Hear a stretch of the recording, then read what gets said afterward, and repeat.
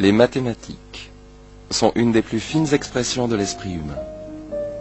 Elles ont été développées dans beaucoup de cultures différentes, par des personnes observant le monde où elles vivaient, tentant d'y identifier ordre et cohérence, dans l'espoir de pouvoir prédire, peut-être de contrôler des événements futurs. Les mathématiques sont nées quand l'homme primitif ressentit le besoin de compter, et elles ont évolué telle une langue écrite il y a 5000 ans, quand les concepteurs des premiers calendriers calculèrent le rythme des saisons.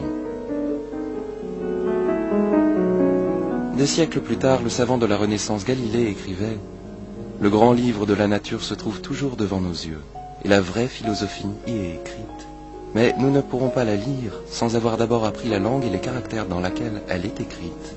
Elle est écrite en langue mathématique, et ces caractères en sont les triangles, les cercles et les autres figures géométriques. » Plus prosaïquement, les plus anciens symboles mathématiques n'étaient pas des triangles et des cercles, c'étaient des entailles trouvées sur les tablettes d'argile babyloniennes utilisées comme des calendriers, ou des pictogrammes ciselés dans la pierre sur les temples mayas.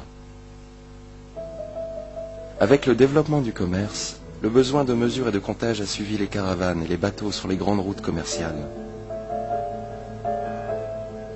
La mesure des terres, la géométrie en tire son nom, permettait d'ajuster les besoins en irrigation et de calculer les taxes en Égypte antique et en Mésopotamie. Tout en construisant des monuments comme les grandes pyramides, dont ils orientèrent les faces précisément vers le nord, le sud, l'est et l'ouest, les architectes égyptiens découvrirent des relations entre les carrés, les rectangles et les cercles. Dans l'Alexandrie antique, la géométrie et la trigonométrie servirent à mesurer la taille de la Terre et sa distance au Soleil et à la Lune. Une avancée importante eut lieu quand les intellectuels grecs, tels Pythagore et ses disciples, ont traité des nombres et des figures géométriques comme de pures abstractions. Ces antiques jeux d'esprit ont créé les bases pour toute la technologie des temps modernes. Ce programme se concentrera sur certains des événements marquants des débuts de l'histoire des mathématiques. Grâce à des animations par ordinateur, nous visiterons le théorème de Pythagore, le nombre pi, et d'autres idées importantes qui conduisirent à l'invention du calcul infinitésimal au XVIIe siècle. Et nous les relirons à la vie au travers de séquences filmées, de manuscrits et de certains livres admirablement illustrés.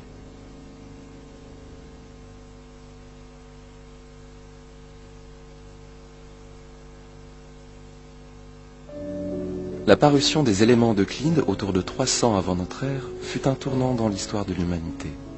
Cette remarquable collection de 13 livres regroupait une grande partie des mathématiques connues alors. Bien présentée, suivant un enchaînement habile et logique, elle représenta un accomplissement magistral qui influença la pensée scientifique pendant près de 2000 ans. Elle posa les bases de la méthode déductive, prouvant que l'homme pouvait découvrir des vérités mathématiques par pure déduction logique. À l'origine écrit en grec sur des rouleaux de papyrus, les éléments d'Euclide furent traduits dans beaucoup de langues et parurent dans d'innombrables éditions. En Extrême-Orient, les hindous du 7e au 12e siècle de notre ère développèrent, eux, leurs propres symboles mathématiques, y compris les chiffres indo-arabes que nous utilisons aujourd'hui. Dans les mains de mathématiciens comme Omar Khayyam, un nouveau langage de calcul prit forme, appelé maintenant algèbre, une version latinisée de son nom arabe. Grâce aux itinéraires commerciaux musulmans, cette nouvelle langue atteignit l'Europe, où elle remplaça le lourd système des chiffres romains. Il se combina plus tard à la géométrie antique grecque pour produire la nouvelle géométrie analytique de Pierre Fermat et René Descartes. Au cours des siècles, les mathématiques ont été un miroir des civilisations. Depuis des entailles primitives enregistrant l'enchaînement des saisons, elles se changèrent graduellement en une nouvelle langue, grâce à ceux qui, au XVIIe siècle, observèrent et théorisèrent le mouvement des planètes. La forme écrite de cette langue s'organisa par des mots et des symboles représentant les nombres.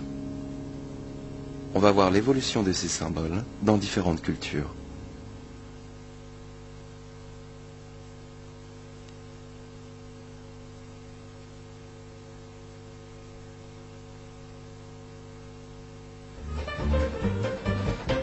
Aujourd'hui, les nombres sont utilisés pour identifier toutes sortes d'activités humaines.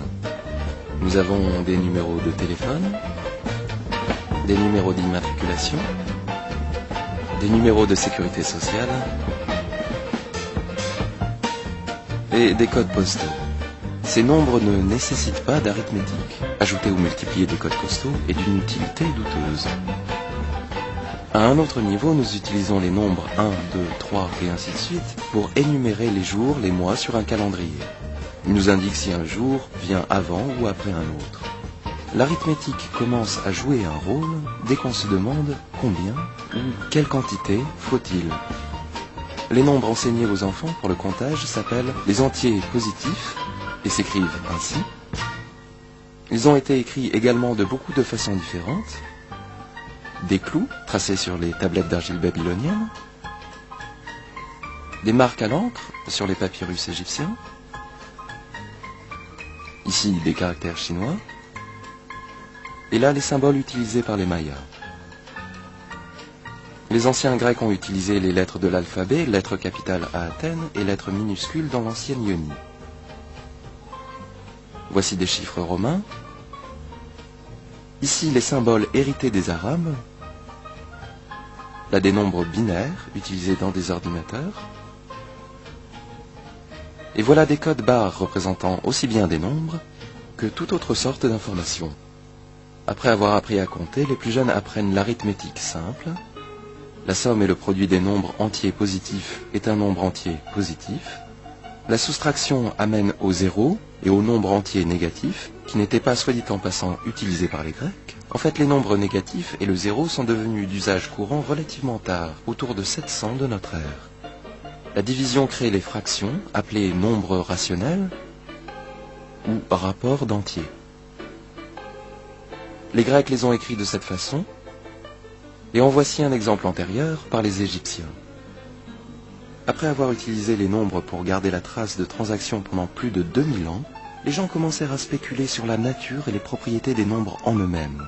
Cette curiosité s'est développée en une sorte de mystique des nombres ou numérologie, dont est sortie une des branches les plus profondes des mathématiques.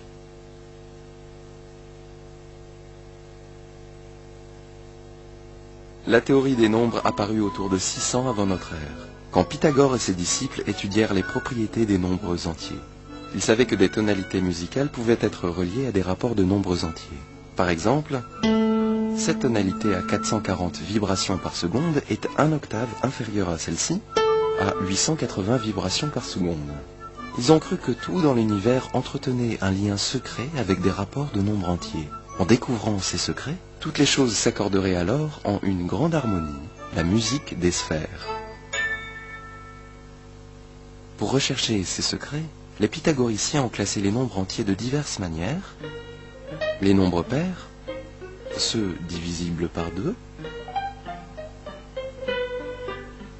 les nombres impairs, ceux qui ne sont pas pairs, les nombres premiers, plus grands que 1 et qui ne peuvent être factorisés excepté par eux-mêmes une fois. Euclide a montré qu'il y en a une infinité. Les nombres composés, plus grands que 1 et qui ne sont pas premiers. Les Grecs ont su que chaque nombre composé est un produit de nombres premiers. Les nombres premiers sont les premières pierres de l'édifice mathématique. Les Grecs auraient été stupéfaits d'apprendre que les nombres premiers un jour seraient utilisés en cryptographie et dans le codage et le décodage de messages envoyés vers d'autres planètes. Les Grecs ont aussi introduit les nombres parfaits, qui sont égaux à la somme de leurs diviseurs plus petits. Les deux premiers nombres parfaits sont 6 et 28. Les deux suivants sont 496 et 8128. Bien qu'Euclide ait su produire des nombres parfaits pairs, seuls quelques-uns d'entre eux sont connus explicitement, et en ce début de XXIe siècle, on ne sait pas s'il y a un nombre parfait impair. Par arrangement d'objets comme des tuiles de mosaïque dans des modèles polygonaux, les Grecs ont lié nombre et géométrie. Ce diagramme illustre des nombres triangulaires, obtenus en arrangeant des objets pour former des motifs triangulaires. Les nombres carrés forment des motifs carrés.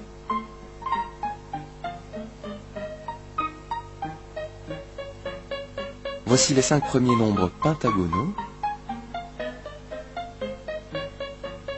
et les 5 premiers nombres hexagonaux.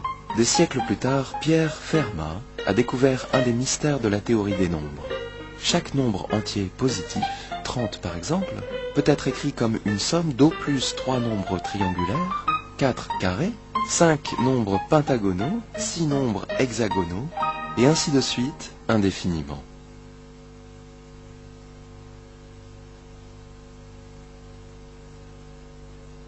Un lien plus profond avec la géométrie provient du théorème de Pythagore. Dans n'importe quel triangle rectangle, le carré de l'hypoténuse est égal à la somme des carrés des deux autres côtés. En d'autres termes, la somme des aires des deux petits carrés bleus est égale à l'aire du grand carré. Voici comment les Chinois ont prouvé ce théorème. Faites 4 copies du triangle original. Gardez une copie comme référence. Faites glisser maintenant les triangles. Observez les régions bleues. Et nous voyons que A carré plus B carré est toujours égal à C carré. Quand chacun des 3 côtés d'un triangle rectangle est un nombre entier, on dit qu'il forme un triplet pythagoricien. En voici un avec 3, 4 et 5. Un autre 5, 12 et 13. Un autre encore 8, 15 et 17. Et il y en a infiniment plus. Les triplets pythagoriciens étaient connus longtemps avant l'époque de Pythagore. Cette tablette d'argile babylonienne écrite autour de 1700 avant notre ère contient 15 exemples de triplets pythagoriciens, certains des nombres étant très grands. Personne ne sait pourquoi les Babyloniens se sont intéressés à ces triplets, et autant qu'on puisse le dire, ils ne connaissaient pas la forme générale du théorème de Pythagore. Le théorème de Pythagore apparaît dans les éléments d'Euclide, à la proposition 47 du livre 1. Cette figure arabe montre la preuve d'Euclide. Elle peut être clarifiée avec une animation informatique. Tracez une perpendiculaire de l'angle droit à l'hypoténuse et prolongez-la pour diviser le grand carré en 2 rectangles. L'idée d'Euclide était de prouver que ce carré et ce rectangle ont des aires égales, et que ce carré et ce rectangle ont aussi des aires égales. Et voici pourquoi. Tous les parallélogrammes de même base et de même hauteur ont des aires égales. Donc tous ces parallélogrammes ont des aires égales. Ainsi que ceci. Et c'est tout ce qu'il nous faut.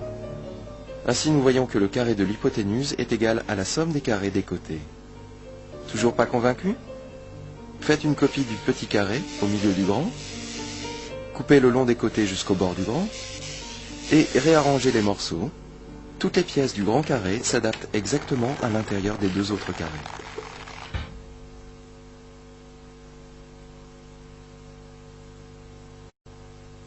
Les pythagoriciens croyaient que tout dans l'univers, y compris les longueurs des segments, pouvait être relié à des rapports d'entiers. Cette croyance a été bouleversée quand ils ont calculé la diagonale d'un carré de côté 1. Dans ce triangle rectangle isocèle, chaque côté est de longueur 1. Ainsi, d'après le théorème de Pythagore, l'hypoténuse a pour longueur la racine carrée de 2. Les pythagoriciens ont été choqués d'apprendre que la racine carrée de 2 n'est pas un rapport de 2 nombres entiers. Et voici pourquoi. Si la racine carrée de 2 est un tel rapport, alors un certain multiple entier de racine de 2 est un nombre entier. Prenez ce triangle rectangle isocèle et dilatez-le par les facteurs entiers 2, 3, 4 et ainsi de suite, jusqu'à ce que vous arriviez au plus petit triangle possible avec pour hypoténuse un nombre entier. Nous allons maintenant en trouver un plus petit avec la même propriété et voici comment. Tracez cet arc. Cette distance est un nombre entier et celle-ci aussi. Tracez cette perpendiculaire à l'hypoténuse. Ces 2 angles sont égaux et ces 2 côtés aussi. Et ces 2 côtés aussi sont égaux car ils sont tangents à l'arc de cercle issu du même point. Ainsi, ceci est un entier et donc ceci aussi. Nous avons maintenant un triangle rectangle isocèle dont les longueurs de chaque côté sont des nombres entiers plus petits que le plus petit possible, ce qui est absurde. Ainsi, supposer que la racine carrée de 2 est rationnelle nous conduit à une contradiction manifeste. Par conséquent, la racine carrée de 2 est irrationnelle. Les pythagoriciens essayèrent de tenir secrète cette découverte. Selon la légende, le premier membre de leur culte, l'ayant rendu public, fut jeté à la mer. Les pythagoriciens n'arrivaient pas à accepter que la racine carrée de 2 fût un nombre, mais personne ne pouvait nier que c'était la diagonale d'un carré. Certains des problèmes logiques créés par la découverte des nombres irrationnels ont été résolus par une théorie ingénieuse des proportions, décrite dans le livre 5 des éléments d'Euclide. 22 siècles plus tard, ce livre de Hilbert revisite les bases de la géométrie et inaugure une nouvelle ère des mathématiques abstraites. Hilbert a montré que le théorème de Pythagore, qui a précipité le conflit antique entre l'arithmétique et la géométrie, joue également un rôle clé dans sa résolution. Ainsi, le théorème de Pythagore pour les triangles rectangles est un repère important dans l'histoire des mathématiques. Tournons-nous maintenant vers un autre repère clé de celle-ci, qui a à voir avec les cercles. La circonférence de n'importe quel cercle vaut un peu plus de 3 fois son diamètre. Le rapport de la circonférence sur le diamètre est le même pour tous les cercles. Le rapport exact est une constante fondamentale de la nature, notée par la lettre grecque pi. L'aire d'un disque circulaire est un certain nombre de fois le carré de son rayon. Ce facteur est une autre constante fondamentale de la nature.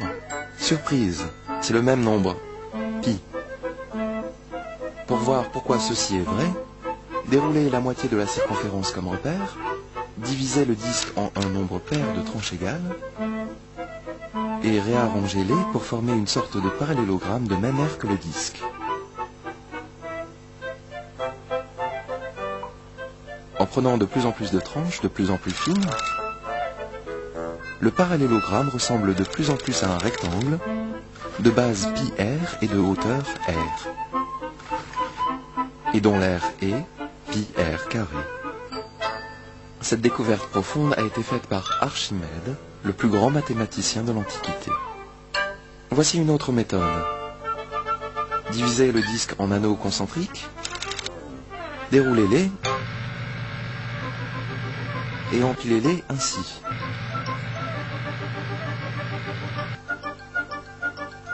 Quand vous prenez de plus en plus d'anneaux, la pile ressemble de plus en plus à un triangle rectangle, de base 2πr et de hauteur r. Son aire, moitié de la base par la hauteur, est πr carré. Pi est si fondamental que les gens essayèrent pendant des siècles de déterminer sa valeur numérique exacte. Les Babyloniens ont utilisé la valeur 25/8 ou 3,125. La valeur égyptienne était légèrement différente, 256/81 ou 3,16. Une approximation de pi apparaît également dans la Bible. L'Ancien Testament décrit un bassin circulaire dans le temple de Salomon, 10 cubits de large et 30 cubits de tour. Si la distance autour est mesurée le long d'un hexagone inscrit, vous obtenez un rapport égal à 3. La première tentative systématique pour évaluer pi a été faite par Archimède. Il a obtenu des valeurs approchées en employant des polygones réguliers intérieurs et extérieurs à un cercle. Quand on compare le périmètre de cet hexagone intérieur à la circonférence du cercle, nous constatons que pi est un peu plus grand que 3. L'hexagone intérieur peut être dilaté d'un facteur 2/3 de la racine carrée de 3 pour former cet hexagone extérieur, tangent au cercle. Comparons encore les périmètres, et nous constatons que pi vaut moins de 2 fois la racine carrée de 3. Archimède a continué à doubler le nombre de côtés jusqu'à ce qu'il ait atteint un polygone ayant 96 côtés. Il a finalement trouvé ces deux limites inférieures et supérieures pour pi. La limite supérieure 22/7 est encore utilisée aujourd'hui comme une approximation simple de pi. Pendant des siècles, différentes cultures ont raffiné la méthode d'Archimède en prenant un nombre de plus en plus grand de doublements. Les Chinois ont trouvé une fraction simple, 355/113, qui donne 6 décimales de pi. Ils ont détenu le record du monde pendant plus de 1000 ans, jusqu'à ce que l'utilisation des chiffres arabes ait fourni des méthodes nettement supérieures pour faire des calculs. Les gens se sont demandé pendant longtemps si pi était une fraction exacte, comme 22/7. Un rapport de deux nombres entiers, appelé un nombre rationnel, a toujours un motif répétitif dans son développement décimal.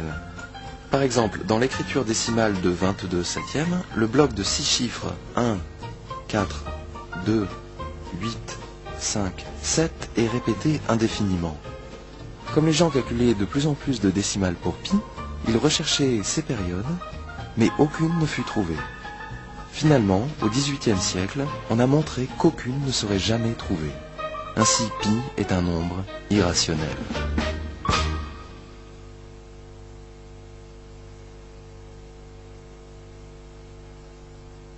Le mot trigonométrie vient de mesure des triangles en grec. Il apparut pour la première fois dans ce livre, écrit en 1590, mais l'histoire de la trigonométrie peut être retracée depuis l'astronomie antique. Comme on pensait que les planètes se déplaçaient sur des orbites circulaires, les premiers astronomes se sont intéressés aux cordes de cercle.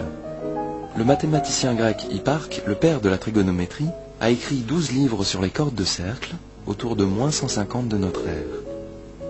Cet ouvrage est maintenant perdu, mais plusieurs de ses idées ont survécu dans l'Almageste, écrit par Claude Ptolémée environ 300 ans après. L'Almageste, avec les éléments d'Euclide, est un des grands chefs-d'œuvre produits dans l'antique Alexandrie, un magnifique centre de culture hellénistique, une ville fondée par Alexandre le Grand, après sa conquête de l'Égypte en 331 avant notre ère. Un chapitre de l'Almageste est un tableau de cordes de cercle. Ceci, aujourd'hui, s'appellerait un tableau des sinus. En trigonométrie moderne, les sinus apparaissent comme rapport de côté de triangles rectangles. Le sinus de l'angle T est le rapport du côté opposé à l'hypoténuse, et le cosinus de T est le rapport du côté adjacent à l'hypoténuse. La trigonométrie emploie ces rapports pour étudier les triangles rectangles. Après que le calcul infinitésimal soit devenu une branche des mathématiques, on a constaté que les sinus et les cosinus jouaient aussi un rôle fondamental pour analyser les mouvements vibratoires, le roulement d'une bille au fond d'une cuvette, l'oscillation d'une masse au bout d'un ressort, des vagues sur l'eau, des ondes sonores, des ondes radio et la théorie ondulatoire de la lumière. Tout ce que nous voyons ou entendons nous atteint par des ondes qui peuvent être analysées avec des sinus et des cosinus. Les mathématiques des sinus et des cosinus nous aident à mieux comprendre le monde où nous vivons.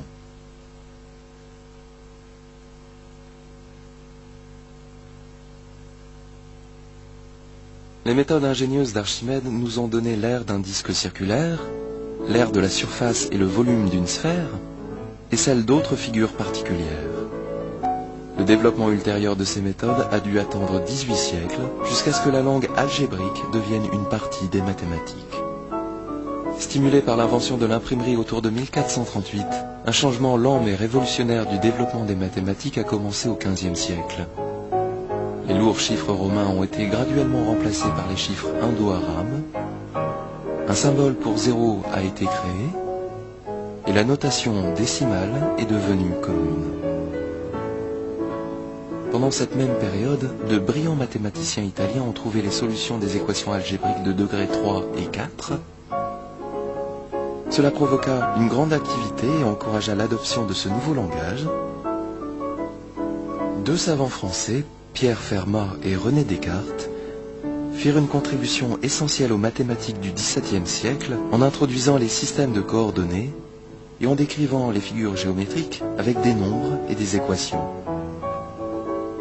Par exemple, l'équation algébrique pour un cercle provient directement du théorème de Pythagore pour les triangles rectangles. Beaucoup plus tôt, autour de 200 avant notre ère, Apollonius écrivit un traité en 8 volumes sur les sections coniques, des courbes obtenues en coupant un cône avec un plan.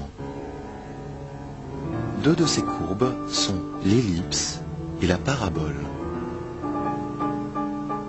Quand ces courbes sont décrites par des équations algébriques, celles-ci contiennent les carrés des coordonnées, mais aucune puissance d'ordre plus élevée. Si vous négligez la résistance de l'air, n'importe quel projectile se déplace le long d'une parabole, s'il est lancé en avant, vers le haut, et tombe sous l'influence de la pesanteur. Quand Johann Kepler analysa l'orbite de la planète Mars et développa ses lois du mouvement planétaire, il trouva que toutes les planètes se meuvent le long de trajectoires elliptiques. La géométrie analytique fournit un outil puissant pour décrire le mouvement des planètes et pour d'autres problèmes physiques.